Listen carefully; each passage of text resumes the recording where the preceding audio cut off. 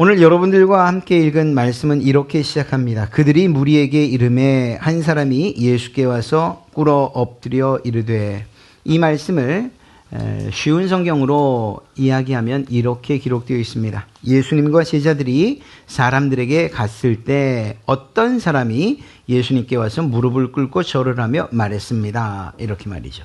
예수님과 제자들이 사람들에게 갔을 때, 자, 여기에서 예수님과 제자들은 누구를 이야기할까요?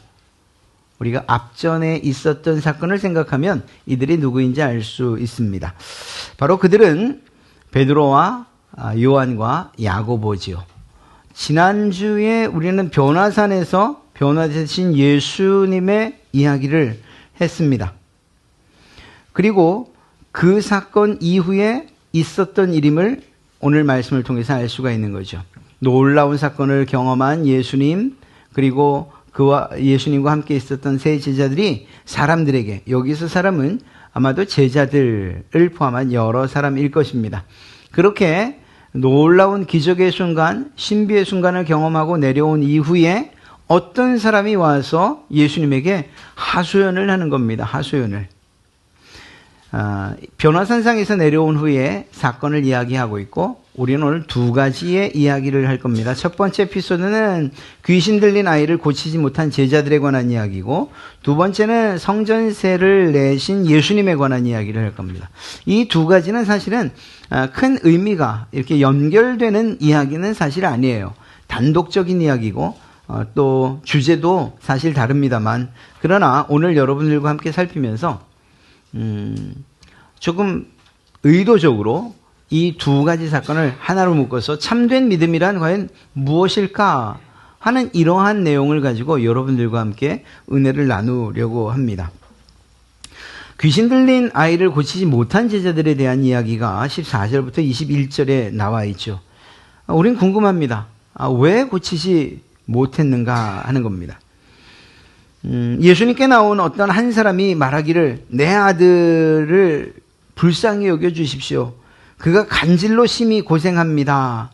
그러다 보니까 그냥 정신이 나가면, 그러면 불에도 넘어지고 물에도 넘어져서 몸도 상하고 또 그것으로 인한 트라우마도 생기고 그렇습니다.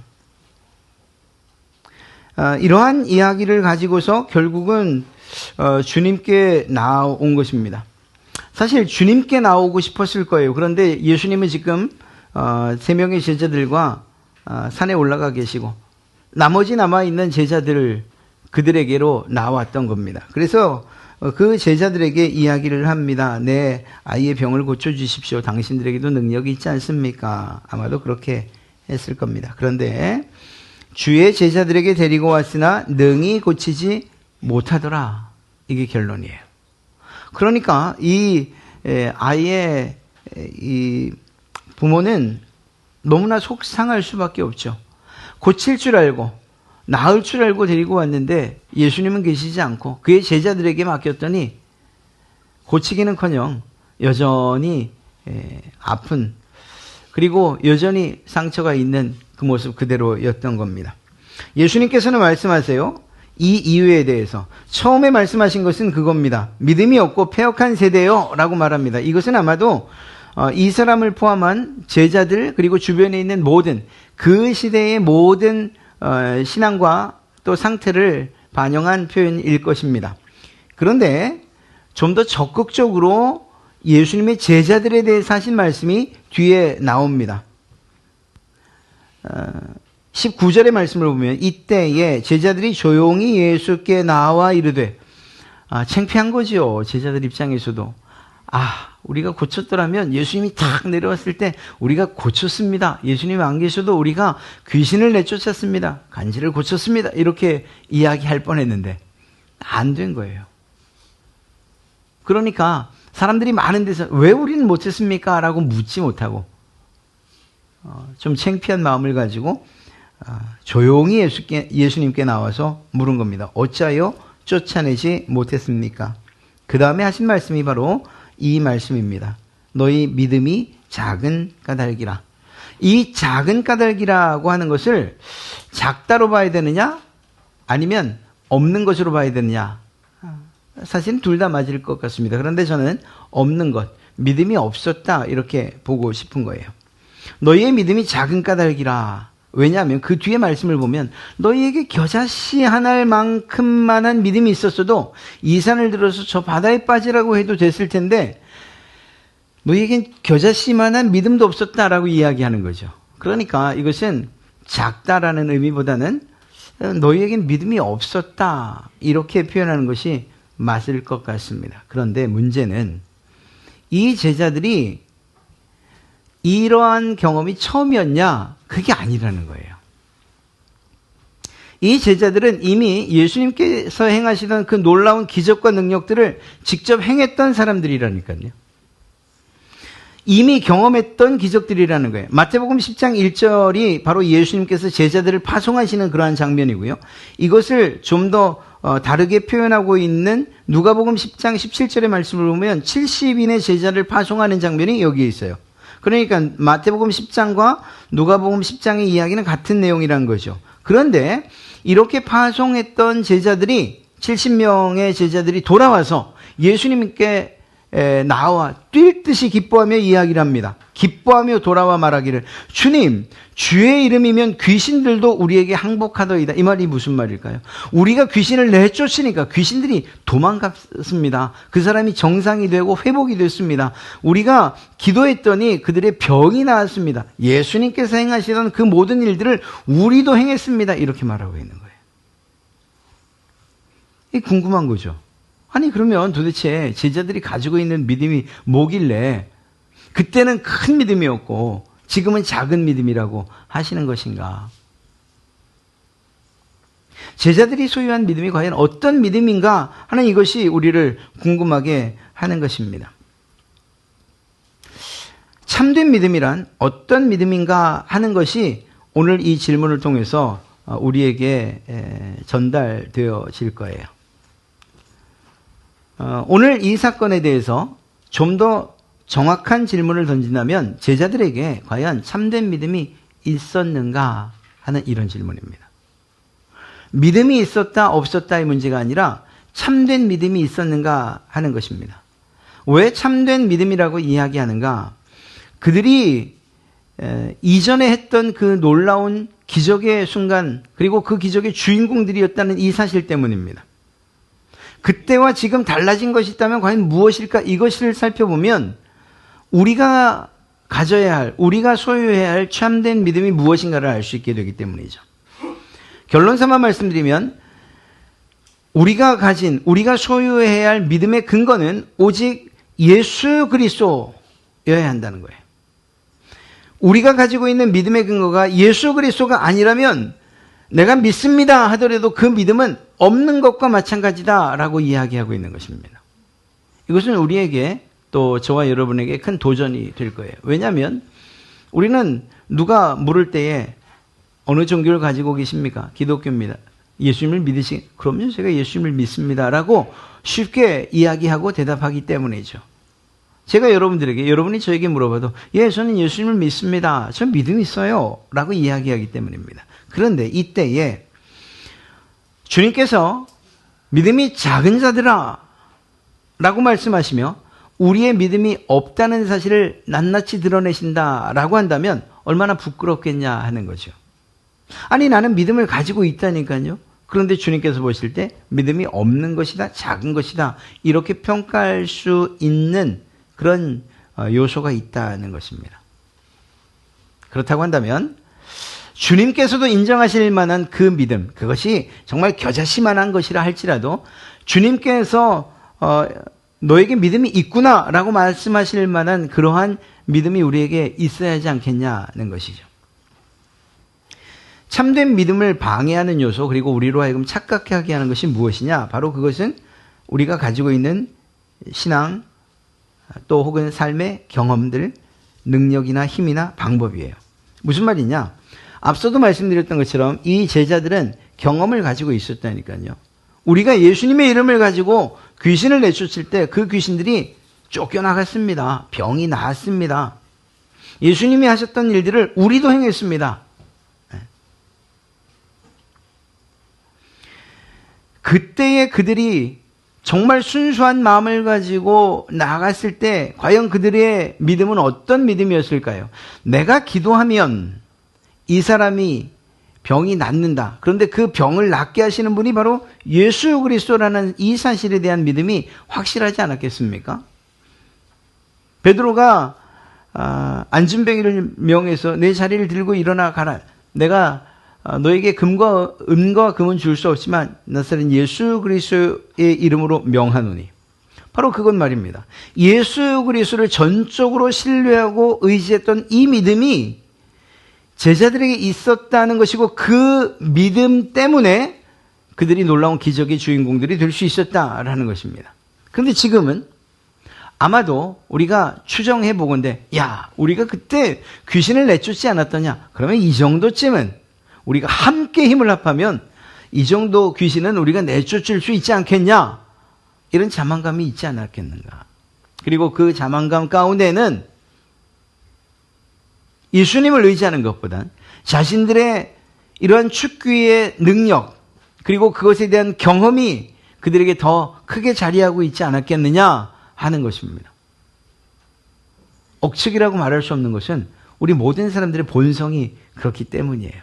무엇인가 내가 할 수 있다라고 하는 그 순간 예수 그리스도에 대한 신뢰와 믿음을 놓아버린다니까요. 일상 가운데서도 여러분이 기도는 정말 간절한 기도는 언제 하십니까? 내가 할 수 없다 생각할 때 아니십니까? 신기하게도 내가 무엇인가를 할 수 있다? 희망의 끈이 보인다? 누군가 나를 도울 수 있다? 돈이면 해결할 수 있다? 누구를 만나면 누구에게 연락하면 이러한 생각들이 우리 안에 있을 때는 기도보다는 먼저 그 사람들 또 그 방법 이것들을 사용하는 그것이 우리의 사실은 본성이죠. 그렇게 볼 때 제자들은 자신들의 경험을 의지했던 것이 더 정확할 것입니다. 기도의 능력과 은사의 능력 중요하죠. 그러나 이 기도를 들으시는 분이 누구이시고 은사를 주시는 분이 누구이신가를 잊는다면 그러면 아무리 기도해도 아무리 은사가 발휘되려고 해도 그럴 수 없다는 사실을 우리가 알아야 된다라는 것입니다. 힘이라고 표현됐는데 교회 안에서 직분으로 얘기하면 너무나도 쉬울 것 같습니다. 목사니까 권사니까 장로니까 아니에요. 그것들은 우리의 믿음의 근거가 될 수 없어요. 우리가 하는 사역들의 근거가 될 수 없다니까요. 정말 집사님이어도 혹은 또 장로님이어도 예수 그리스도를 바라보면서 그분이 하십니다라고 하는 주님에 대한 믿음이 있다면 놀라운 역사가 나타나는 거예요. 주일학교 학생이라 할지라도 그가 기도할 때에 내가 선생님을 위해서 기도할게요. 예수님 내가 기도하는데 내 기도를 들으시고 우리 선생님을 고쳐주실 줄로 예수님께서 고쳐주실 줄로 믿습니다 라고 하는 이 기도 품위도 없어 보이고 격식도 없어 보이지만 그러나 그 아이가 진심으로 예수 그리스도를 의지해서 주님이 고쳐주실 것을 믿고 기도한다면 그 기도에 능력이 있다니까요. 우리의 힘이나 우리의 직분을 가지고서 그것을 우리가 하고자 하는 그러한 사역과 기적의 근거로 삼아서는 안 된다는 거예요. 사실은 제자들이 그러한 것이죠. 방법도 문제가 되지 않습니다. 어쩌면 제자들이 이렇게 생각했을지 몰라요. 우리가 그때 머리에 손을 얹지 않았었어. 손을 얹었더라면 낫을 텐데. 손을 얹어서 기도했으면 우리가 좀 더 세게 눌렀어야 되는데. 아니야. 그때 우리가 둘러서서 기도를 했었어야 돼. 둘러서서. 이게 맞습니까? 아니죠. 방법의 문제가 아닌 거예요. 바꿔 말하면 우리가 가져야 할 참된 믿음은 우리의 경험이나 우리가 가지고 있는 어떤 영적인 능력 혹은 또 힘이나 또 힘으로 대변되는 다른 것들 또 우리가 하는 여러 가지 방법들 이것에 근거해서는 참된 믿음을 소유할 수가 없다는 거예요. 참된 믿음은 오직 예수 그리스도. 그냥 여러분들이 정말 놀라운 능력과 그리고 이적과 기사를 지금도 경험하고 싶으시다면 주님 이 일을 오직 주님만이 하실 수 있습니다. 주님만이 내 믿음의 원천이십니다. 이렇게 고백해야 된다니까요. 내가 목사니까 한번 해보죠. 이거 안 되는 거예요. 내가 요즘 기도빨이 이런 말 사실 하시면 안 되는데 기도빨이 어디 있어요? 기도빨이 기도하시는 거지. 야 요즘에 어느 집사님 요즘 기도가 엄청 잘 되신다고 거기 가서 기도 아니에요. 그런 게 아니에요. 정말 그분의 기도가 탁월한 능력이 있다면 그것은 그분의 어떤 주어진 은사나 능력에 관한 것이 아니라 하나님과 정말 잘 소통하고 있고 하나님을 전적으로 의지하고 있기 때문에 그런 일이 나타나는 거예요. 그렇다고 한다면 그분에게만 나타나는 일이겠습니까? 저와 여러분에게도 마찬가지인 거죠. 여러분이나 제가 하나님을 전적으로 신뢰하고 하나님 나는 할 수 있는 것이 없습니다 라고 고백하며 우리의 기도를 주께 드릴 때 주님께서 하시는 것이라니까요. 성령님께서 그 일을 하시는 것이라니까요. 그리고 그 일을 통해서는 하나님께서 온전히 영광을 받게 되실 것이라니까요. 여러분들의 믿음의 근거는 오직 예수 그리스도이시기를 주님의 이름으로 축복합니다. 그렇기 때문에 믿음은 어떠한 주님이 말씀하신 것처럼 크다 작다라고 하는 이러한 크기의 문제가 아니라 방향의 문제인 거예요. 겨자씨만한 믿음으로도 온전히 하나님을 신뢰하기만 한다면 하나님께서 기적을 베푸신다니까요. 얼마나 큰가, 얼마나 작은가, 하나님을 전적으로 신뢰하고 있는가, 예수 그리스도를 온전히 믿고 기도하고 있는가, 무엇이 참된 믿음이라고 생각하십니까? 주님께서 말씀하신 것이 정말 제자들에게 너는 큰 믿음이고 너는 작은 믿음이고 이러한 크기의 문제를 이야기하는 것이 아니라는 거예요.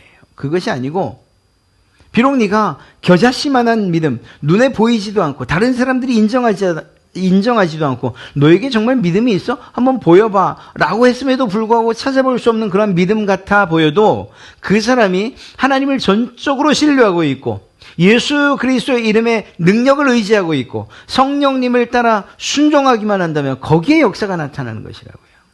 여러분들도 다 이러한 기적의 주인공과 하나님께서 기뻐하시는 사역의 주인공들이 될 수 있다는 사실을 우리에게 이야기해주고 있는 것입니다. 또 그런 여러분들이 되시기를 주님의 이름으로 축복합니다. 하나님만 바라보세요. 하나님의 능력만 의지하면 됩니다. 예수 그리스도의 이름의 능력을 의지하면 되는 거예요. 어떻게 알 수 있냐? 나중에 내가 어떠한 일들을 행한 다음에 참 내가 능력이 참 있네 라고 생각하지 않으신다면 오히려 더 나아가서 주님께서 하셨습니다.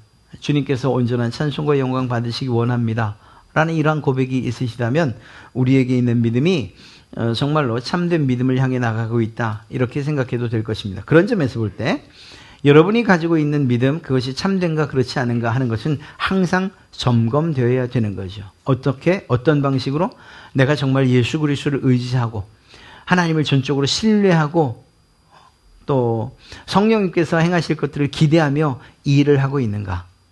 내가 가진 믿음이 정말 하나님을 신뢰하고 의지하는 그러한 믿음인가. 아니면 내 방식과 내 경험과 내 힘과 내 능력 그것 뒤에 주님 그리고 하나님께서 따라오게 하고 있는가. 이것을 살펴보면 될 줄로 믿습니다. 이것이 첫 번째인 거예요. 그러니까 참된 믿음은 오직 예수 그리스도여야 한다는 사실을 우리에게 이야기해 주고 있는 것이죠. 두 번째 에피소드가 성전세를 내신 예수님에 관한 거예요. 24절부터 27절까지인데 성전세를 왜 내셨는가? 예수님의 이 질문을 던지는 이유는 예수님께서 내지 않아도 된다고 말씀하셨기 때문이에요. 오늘 말씀을 읽어보니 예수님께서 무엇이라고 말씀하십니까? 성전의 주인 나다 이렇게 말씀하고 계십니다. 그러면 성전세가 왜 그리고 어떤 상황에서 거치게 됐는가? 출애굽기에 이 성전세를 내게끔 되어 있는데 20세 이상의 남자들이 내게 되어 있습니다. 한 사람당 반세겔씩. 이건 의무였어요.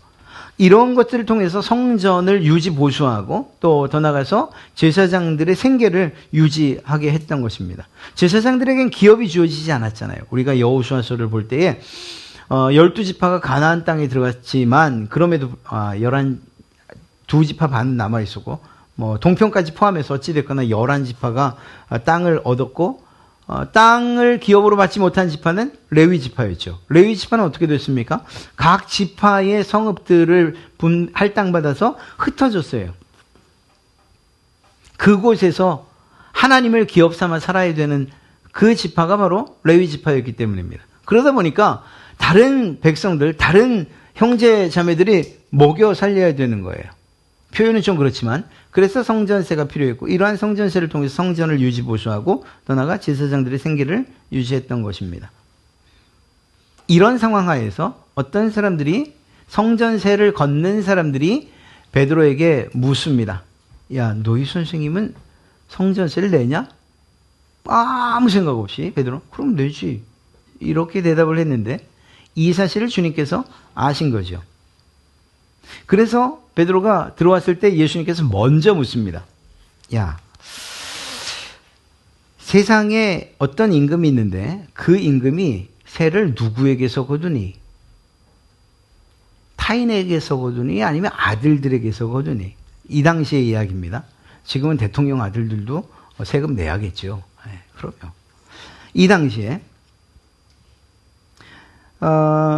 이 당시에는 임금의 아들들은 세를 면하게끔 되어 있었다는 거예요. 그러니까 주님이 하시는 말씀은 무엇인가 하면 이것입니다. 임금의 아들들은 세를 면하지 않느냐. 성전은 하나님의 집이지. 나는 누군가? 하나님의 아들이지. 그러면 성전의 주인이 바로 내가 아니냐. 그 성전 주인이 세를 내는 거 봤냐? 이렇게 말씀하신 거예요. 아주 논리적이죠. 우리는 어떤 사람은 야, 이거 참 예수님이 억지다 이렇게 생각할 수 있지만 사실은 맞는 말이죠. 예배를 받으시는 분이 성전 세를 내야 된다는 것 타당하지 않은 거죠. 그러니까 예수님의 이 말씀 성전 세를 낼 필요가 없다는 것 그것이 사실입니다. 실제예요. 그런데 주님께서 그것으로 이렇게 정리하지 않으셨어요. 그러니까 이제 안 내도 된다고 다른 사람이 말하면 내가 한 이야기를 그대로 전해줘요.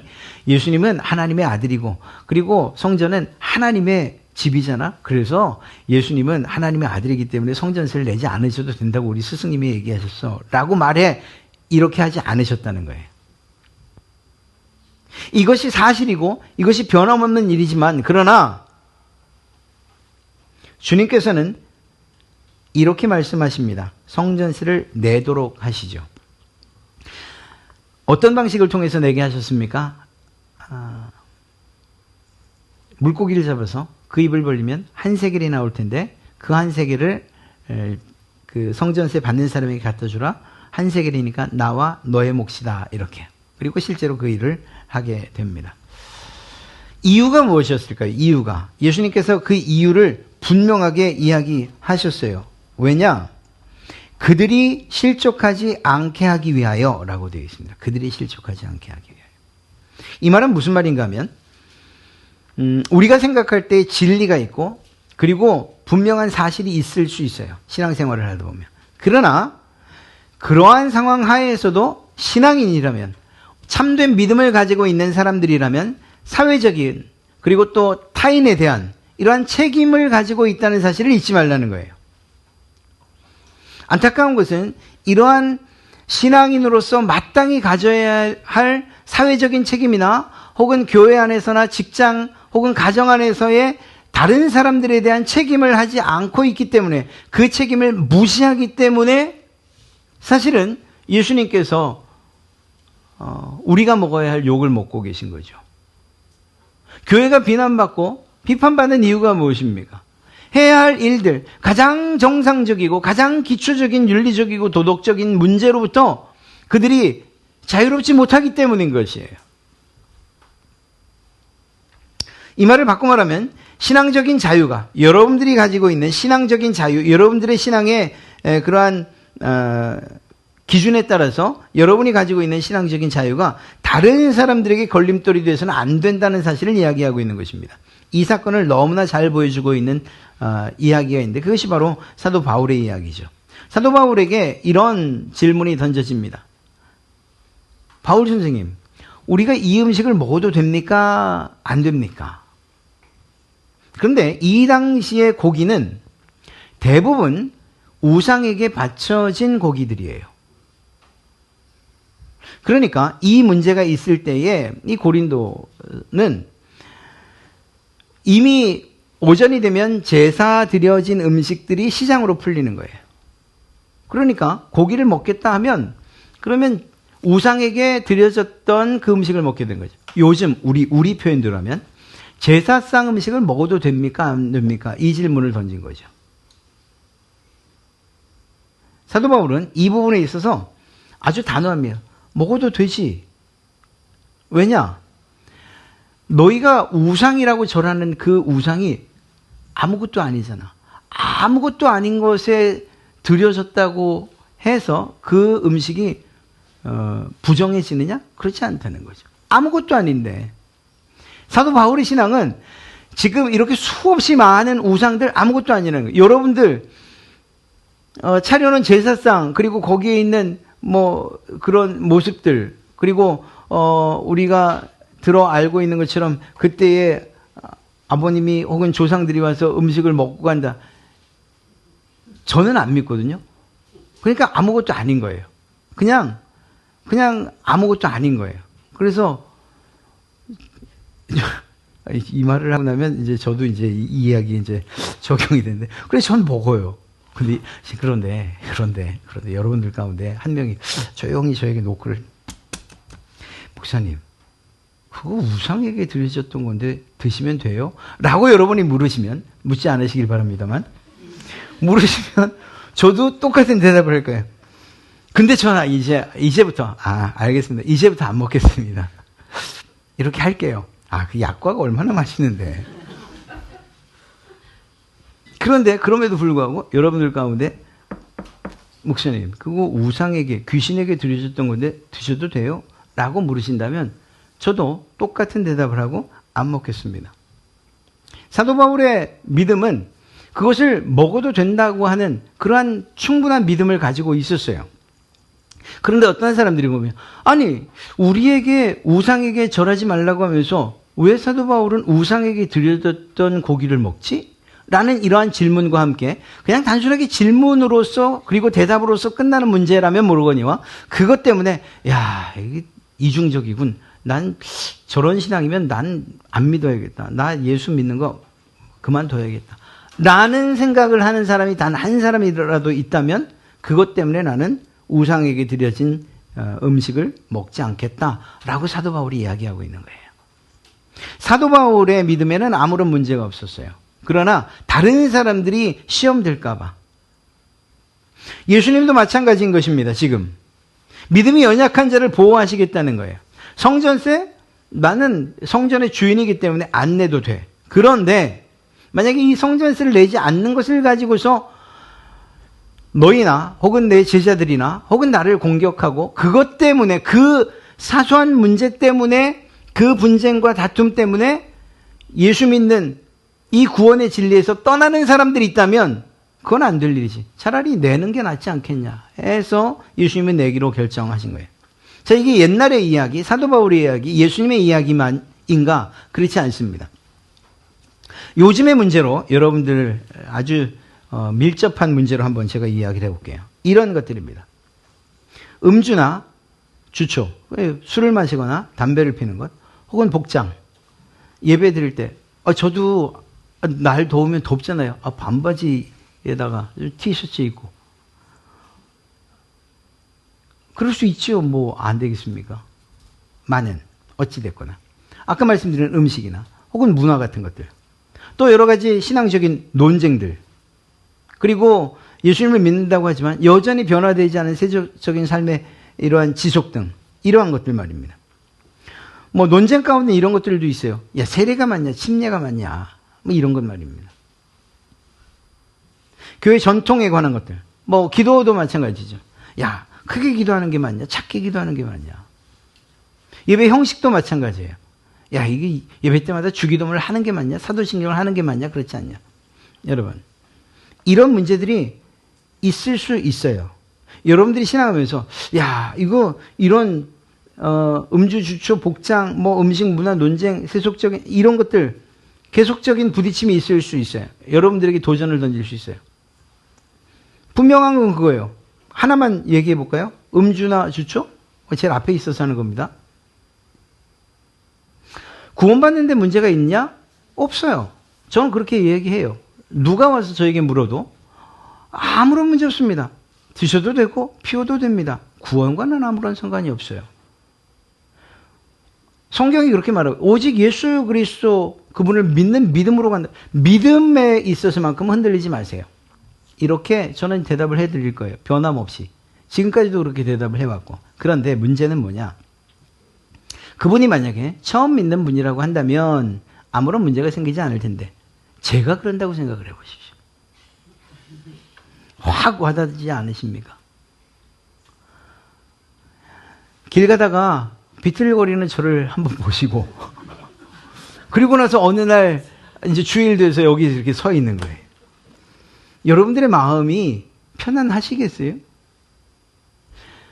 술 주정을 하고 이 소리인지 저 소리인지 헛소리 하던 그 사람이 하나님의 말씀이라고 여러분들에게 할 때에 그 말씀에 권위와 힘이 있겠냐고요. 그건 둘째치고 어떤 사람이 믿음이 연약한 사람이 야 이거 뭐 세상하고 별반 다를 것 없네. 목사님이라고 해도 아니 난 못 믿겠다. 만약에 이런 생각을 하고 있다면 그러면 저는 큰 잘못을 저지르는 거죠.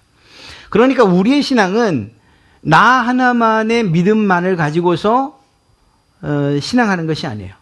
교회라고 하는 공동체가 있다는 것은 이 공동체 안에서 내가 가지고 있는 책임을 합당하게 지켜나가고 그 책임의 의식을 가지고 살아나가면서 다른 사람들을 배려할 때 비로소 교회 공동체가 든든히 세워질 수 있는 것이라니까요.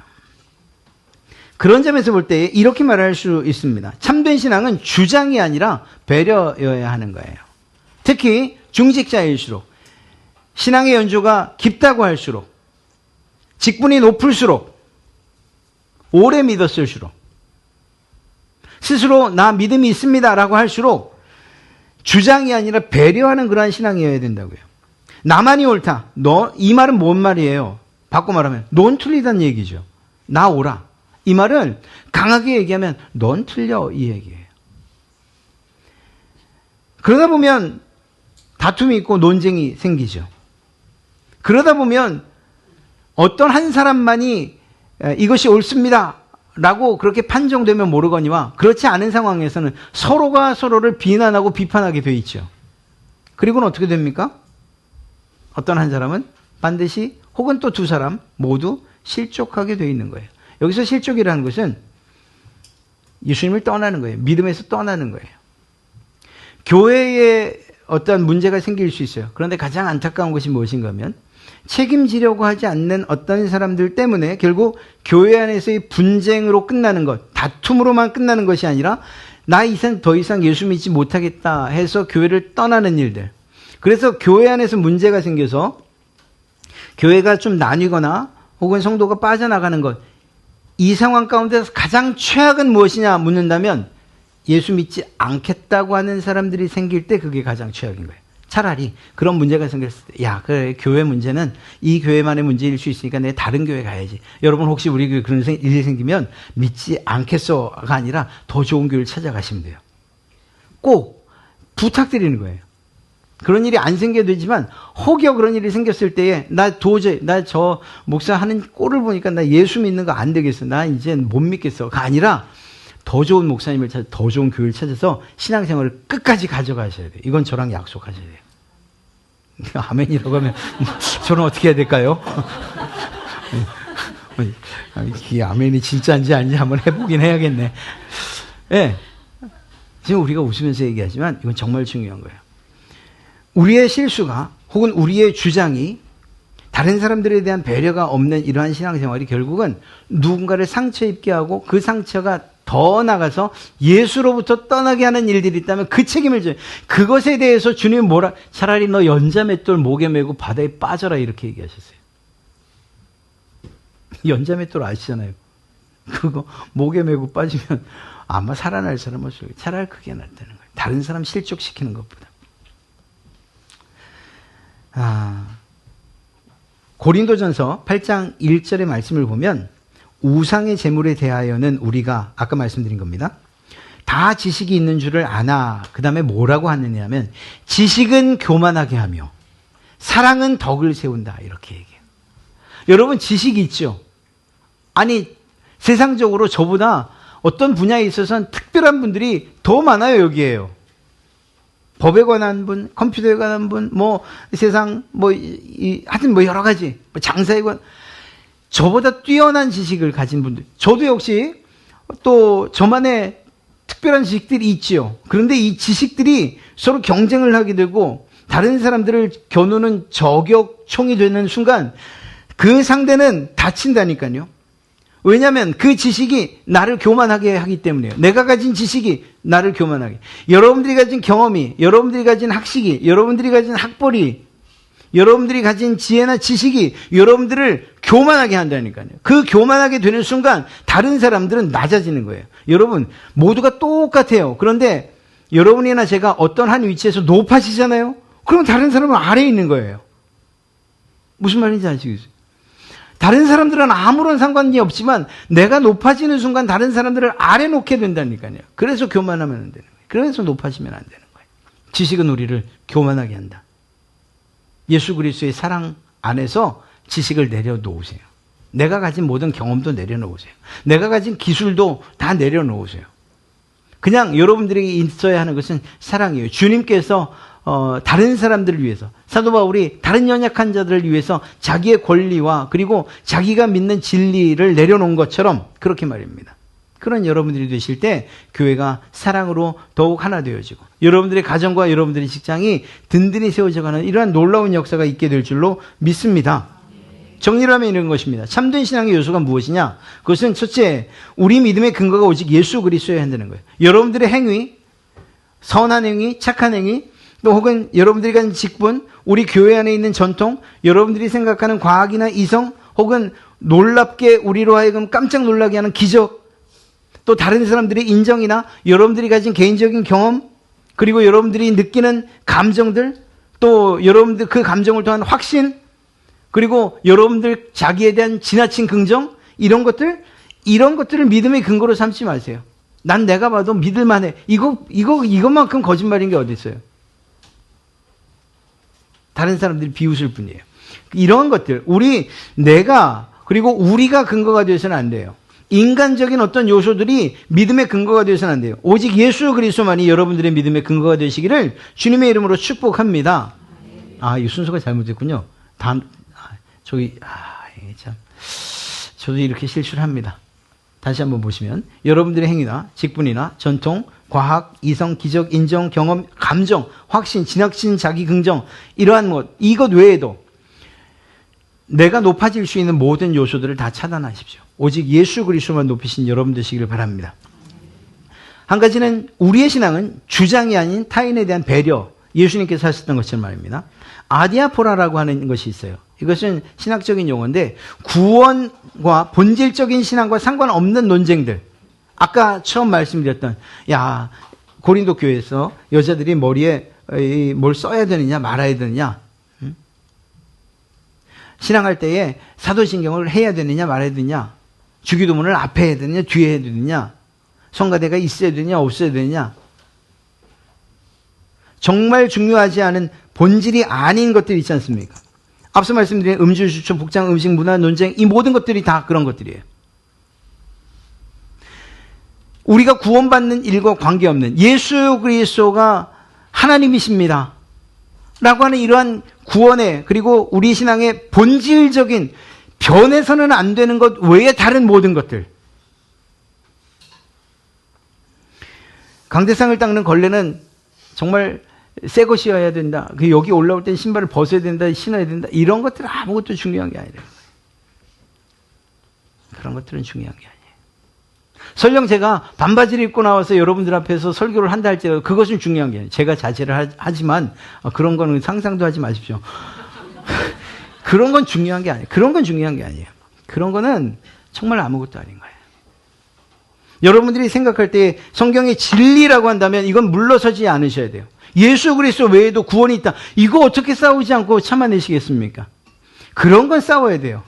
피 터지게 싸워야 돼요. 목숨 내걸고 싸워야 돼요. 그런데 그것 아닌 사랑으로, 배려로 해결될 수 있는 문제들, 단지 나의 주장이나 내 경험을 주장하는 것, 나를 내세우고 내가 좀 무시당하는 이런 것들, 그런 것들 가지고서 분쟁의 소지로 삼지는 마시기 바랍니다. 기관도 마찬가지예요. 기관 안에서 어떤 일들이나 어떤 사업을 할 때도 그것의 본질적인 요소, 이것을 통해서 우리는 무엇을 원하는가, 그것이 확실하다고 하면, 그러면 그런 방법이나 방향, 누가 더 누가 무엇을 하느냐, 이런 것들은 그렇게 중요한, 그것 때문에 다툼에 이르기까지는 하시면 안 되는 것입니다. 그런 점에서 여러분의 신앙의, 참된 신앙의 모델은 오직 예수 그리스도여야만 한다는 것입니다. 우리가 읽지 않았습니다만 중간에 예수님의 죽으심에 관한 내용이 기록되어 있죠. 예수님께서 참된 믿음, 그리고 또 다른 사람을 위한 그러한 신앙의 배려, 이것을 십자가의 죽으심으로 보여주셨잖아요. 그렇다고 한다면 우리가 가진 믿음은 바로 예수 그리스도를 따른, 예수 그리스도를 모델로 삼는 그러한 믿음이어야 할 줄로 믿습니다. 사랑하는 성도 여러분, 여러분의 믿음의 근거는 오직 예수 그리스도이시기를 주님의 이름으로 축복합니다. 여러분의 신앙 주장하지 마시고 오히려 다른 사람들에 대한 더 연약한, 여러분들보다 더 연약한 사람들을 향한 배려의 신앙, 사랑의 신앙이 되시기를 주님의 이름으로 축복합니다.